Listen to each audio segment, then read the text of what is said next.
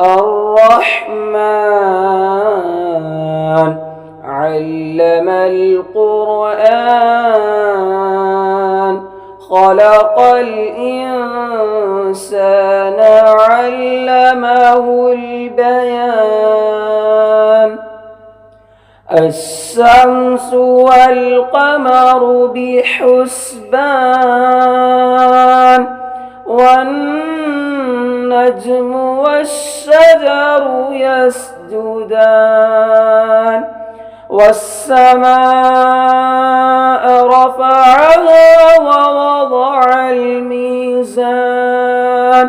ألا تطغوا في الميزان